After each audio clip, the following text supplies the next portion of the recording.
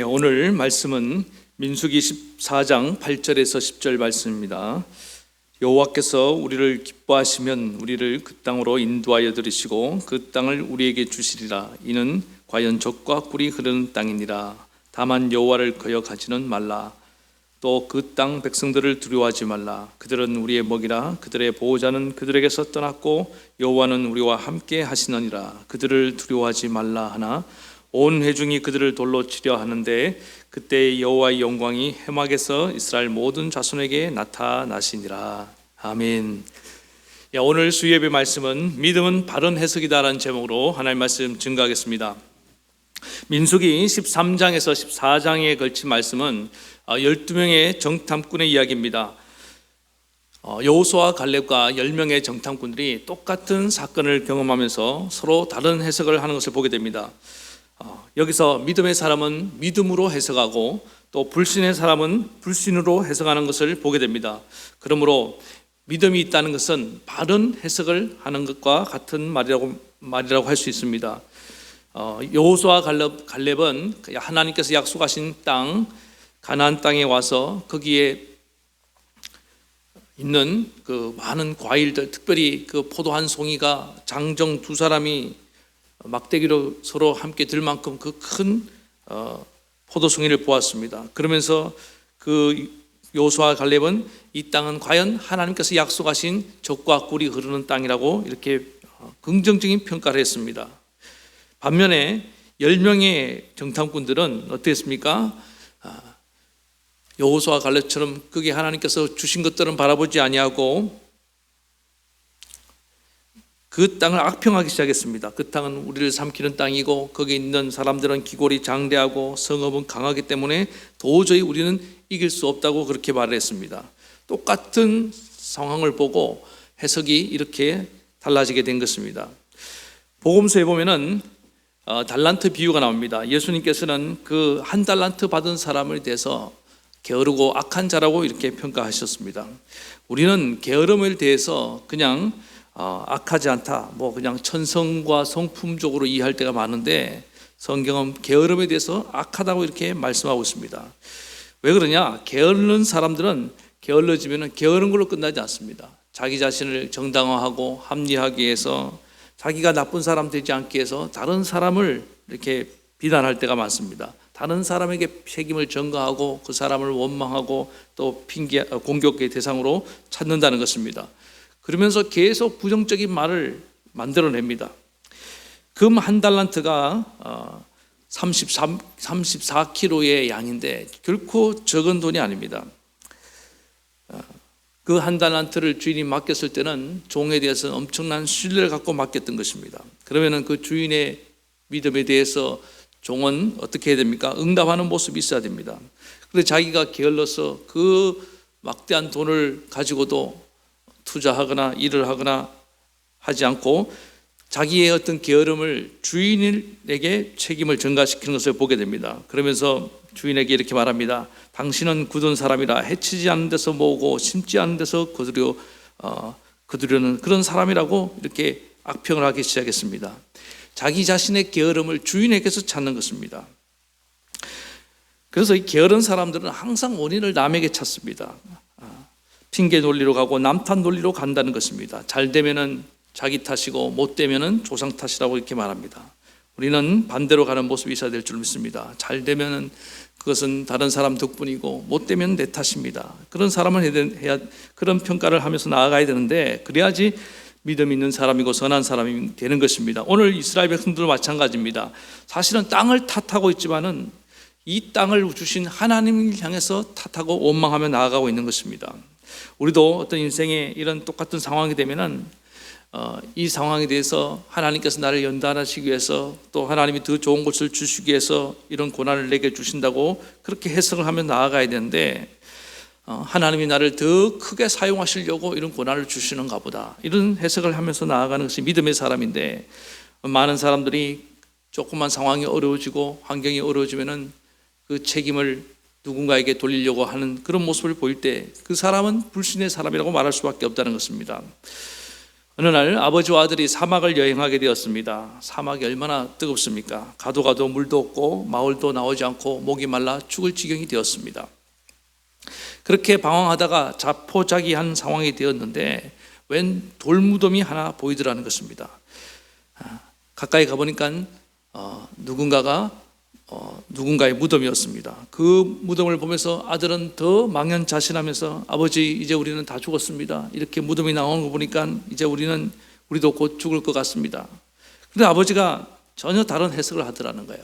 아들아, 여기에 무덤이 있다는 것은 누군가가 왔다 갔다는 얘기 아니겠느냐? 그러면 이 주변에 사람이 사는 마을이 가깝다는 얘기가 될 거 아니냐?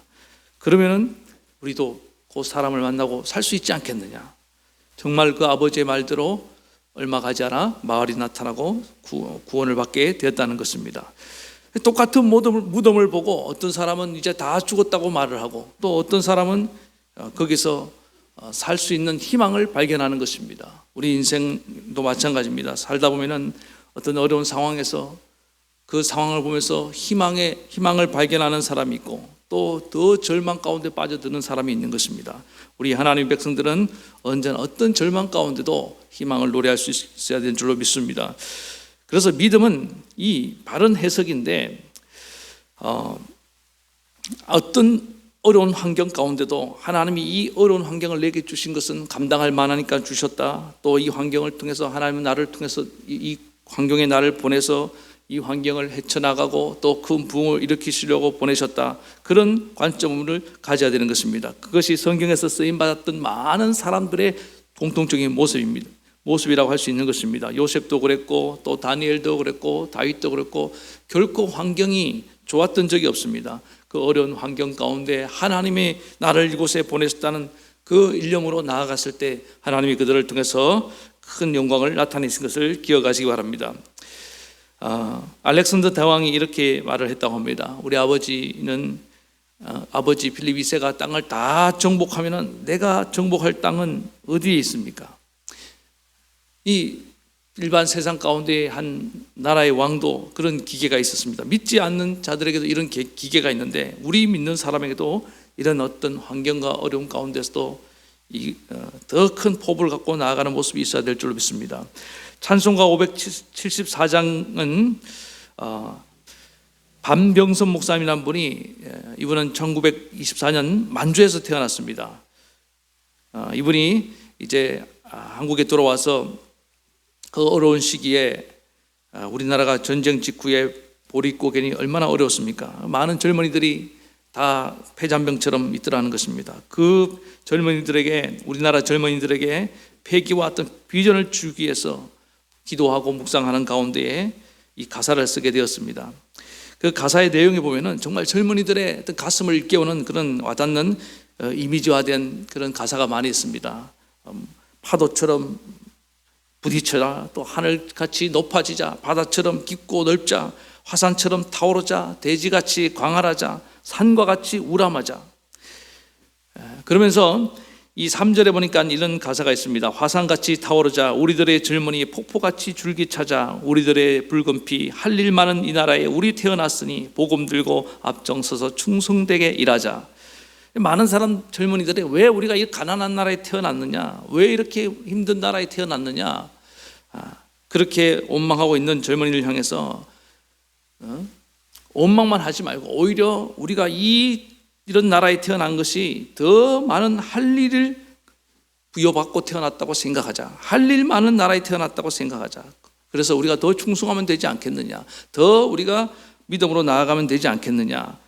그때부터 많은 젊은이들이 거기에 응답하고 한국교회의 부흥의 어떤 불씨가 됐다는 것입니다. 오늘 우리가 인생을 살면서 이런 해석이 필요합니다. 지금 우리가 코로나19를 지나가면서 많은 사람들이 부정적인 해석을 너무 많이 하고 있습니다. 부정적인 의식이 팽배해 있습니다. 그러나 이럴 때일수록 우리는 긍정적인 해석, 믿음의 해석을 배워야 되는 것입니다. 믿음의 눈으로 바라볼 수 있어야 되는 것입니다. 그렇다면 우리가 왜 이 불신의 말을 해서는 안 되느냐? 불신은 죄의 바이러스 중에서 악성 바이러스에 속합니다. 이 불신의 바이러스는 너무너무 전염성이 강하기 때문입니다. 오늘 10명의 정탐꾼들의 이 불신 때문에 쏟아져 나온 이 원망이 이스라엘 백성들 전체를 감염시켰습니다. 그리고 이스라엘 백성들 전체가 약속의 땅에 들어가지 못하게 하는 그런 아주 나쁜 결과를 초래하게 되었습니다. 반면에 믿음도 전염됩니다. 오늘 우리는 할 수만 있으면 믿음의 말을 통해서 사람들에게 긍정적인 그런 분위기를 만들어내야 되는 것입니다. 2차 대전 때 독일군에 포로가 된 미군들이 포로 생활을 하면서 굉장히 굶주려 있었습니다. 그때 독일군이, 이 직구준 독일군이 미군 포로에게 빵을 하나 던져주면서 미군들이 개처럼 달라들어서 그걸 뜯어먹는 그 광경을 보려고 했습니다. 그런데 그때 신실한 미국 군사 하나가 그 빵을 먼저 움켜쥐고는 이렇게 말을 했습니다. 우리가 저들의 의도대로 여기서 서로 다 싸우면서 빵을 뜯어먹으면 우리는 야만인이 될 것입니다. 이 빵을 가지고 우리의 믿음을 지킵시다. 이 자리에서 우리가 함께 주의 성만찬을 나눕시다. 그랬더니 그 모든 미군 병사들 가운데에 영광이 임하고 모든 그 상황이 정리가 되고 그 지옥 같은 그 자리에 천국이 임하는 모습을 보게 되었다는 것입니다. 포로 수용소였지만은 그곳은 거룩한 자들이 임하는 그런 교회가 되었고 날마다 찬송과 기도가 울려 퍼지기 시작했습니다. 그 광경을 본 독일 군사들은 얼마나 부끄러워했는지 모른다는 것입니다. 그렇습니다. 우리가 많은 어려운 순간에 우리의 믿음의 해석과 우리의 태도로 지옥을 만들 수도 있고 또 거기에 천국이 임할 수도 있다는 사실을 우리는 기억해야 되는 것입니다. 왜 우리가 쉽게 이렇게 부정적인 말을 하느냐? 다른 사람의 아픔을 헤아리지 못하고 느끼지 못하기 때문에 그럴 때가 많다는 것입니다. 룻기에 보면은 나오미가 남편과 두 아들이 죽고 정말 불행한 여자였습니다. 그런데 그가 자기 며느리들의 아픔을 돌보기 시작했습니다. 룻과 오르바야, 너희도 너희 살 길을 찾아가라. 이 시어머니가 얼마나 훌륭한지 모릅니다. 근데 그 시어머니가 며느리의 마음을 헤아리면서 아픔을 헤아리면서 하는 그 말을 듣고 또 룻도 똑같이 시어머니의 아픔을 헤아리기 시작했습니다. 어머니가 더 힘들잖아요. 우리는 남편만 잃었지만 시어머니는 두 아들을 잃고 남편까지 잃지 않았습니까?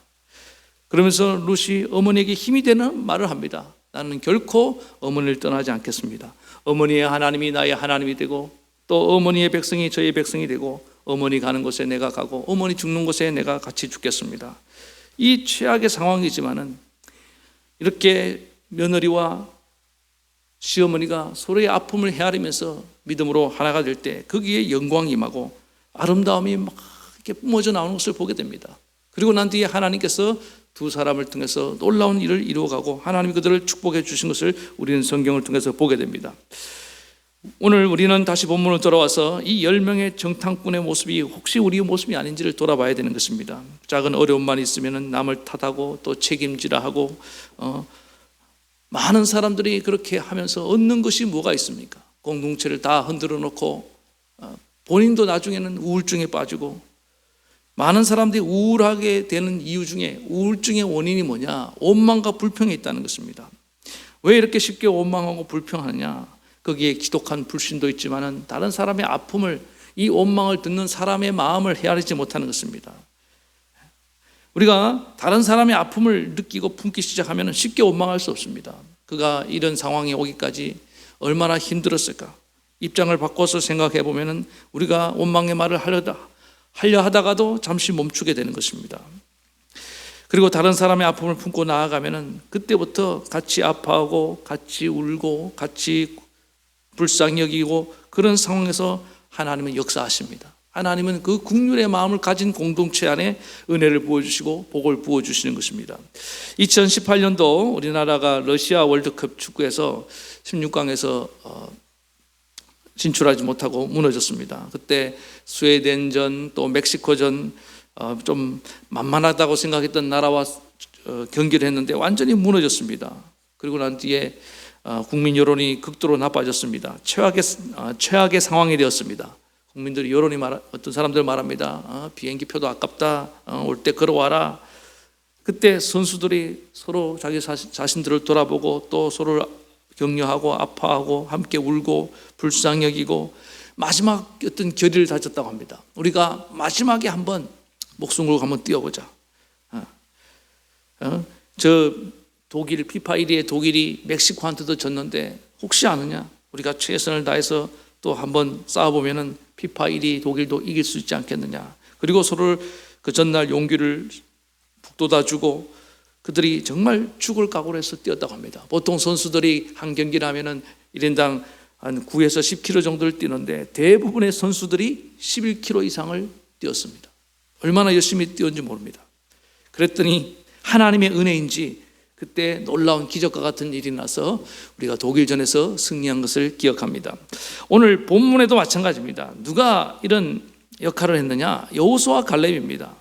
두 사람은 자기들의 생명만 보존하려 한 것이 아닙니다. 이스라엘 백성들을 공동체를 살리기를 원했습니다. 하나님이 약속을 이루어가기 원했습니다. 하나님의 약속이 저 원망하는 사람들에게, 불신의 사람들에게 짓밟히는 것을 그들은 견딜 수 없었습니다. 그들은 옷을 찢으면서 하나님의 가슴을 찢는 마음으로 나아갔습니다. 우리가 정탐한 땅은 심히 아름다운 땅이라. 저들을 두려워하지 말라. 하나님이 우리를 기뻐하시면 능히 우리를 저 땅으로 인도하시고 그 땅을 우리에게 주실 것이다. 저들은 우리의 밥이다. 그들의 보호자는 그들에게서 떠났고 여호와는 우리와 함께 하시느니라. 그들을 두려워하지 말라. 그리고 격려하며 나아갔을 때에 하나님께서 여호수아의 갈렙의 손을 들어주시고 여호수아와 갈렙을 통해서 새로운 세대를 이끌고 가나안 정복을 하게 하신 것을 여러분 기억하시기 바랍니다. 오늘 우리 성도들 가운데 이런 여호수아 갈렙 같은 자들이 많이 일어나길 원합니다. 하나님이 우리와 함께 하시면 능히 우리는 승리할 수 있다. 어떤 시험이 오고 어떤 고난이 오고 어떤 역경이 오고 어떤 어려움이 있다 할지라도 원망하지 말자, 불평하지 말자. 지금은 그럴 때가 아니니라. 우리는 하나님의 약속을 말씀 믿고 나아가야 될 줄로 믿습니다. 그래서 이 모든 상황을 더 좋은 기회로 여기고 하나님이 주신 축복을 바라보고 나아가는 믿음의 신실한 종들이 될 수 있기를 간절히 축원합니다. 오늘 말씀은 바른 믿음은 바른 해석에서 나온다는 것을 다시 한번 기억하시기 바랍니다. 어떤 어려운 상황에도 믿음의 사람이 되어야 됩니다. 불신의 사람이 되어서는 안 됩니다. 원망의 사람이 되어서는 안 됩니다. 우리가 함부로 쉽게 하는 그 원망이 얼마나 공동체를 어려움에 빠지게 만든다는 사실을 우리는 기억해야 됩니다. 10명의 정탐꾼들처럼 불신을 가지고 또 다른 사람의 아픔을 전혀 헤아리지 못함으로 말미암아 공동체를 추락시키는 인생이 아니라 여호수아 갈렙처럼 믿음의 말을 가지고 바른 해석으로 공동체를 살려나가고 또 하나님께 더 귀하게 쓰임받는 믿음의 종들 되기를 간절히 축원합니다. 기도하겠습니다. 은혜가 풍성하신 하나님 아버지 감사드립니다. 오늘 우리는 이 코로나19를 지내면서 많은 성도들의 마음 가운데에 눈에 보이는 것들만 바라보고 또 많은 사람들이 세상 사람들처럼 지금 원망하고 불평하는 자들이 혹시 있을까 두렵습니다. 오늘 이 여호수아 갈렙처럼 하나님 우리는 믿음의 말을 해야 되는 줄로 믿습니다. 하나님께서 주신 그 약속의 땅을 바라보고 나아가는 눈이 열리게 도와주시옵소서. 이 10명의 정탐꾼들처럼 하나님 내가 부정적인 것만 바라보는 그런 어리석은 자들이 한 명도 되지 않도록 주님께서 역사해 주시옵소서.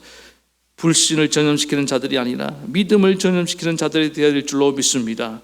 그래서 하나님 우리가 이 역경과 고난을 다 이겨내고 하나님이 주신 그 약속의 땅에 들어가길 원합니다. 하나님 이 시기 이후에 주실 그 부흥을 바라봅니다. 영광을 바라봅니다. 우리 하나님 우리 동성교회를 통해서 큰 부흥을 주실 줄로 믿습니다. 불신 가족들이 다 주께로 나오게 될 줄로 믿습니다. 코로나 이후에 하나님께서 우리의 가정과 우리의 직장과 자녀와 사업에 더 큰 부흥을 주실 줄로 믿습니다.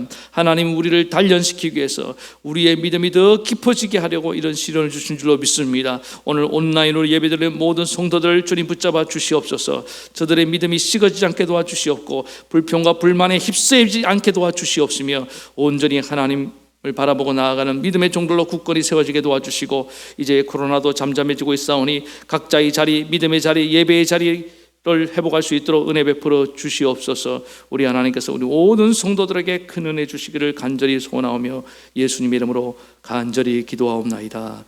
아멘.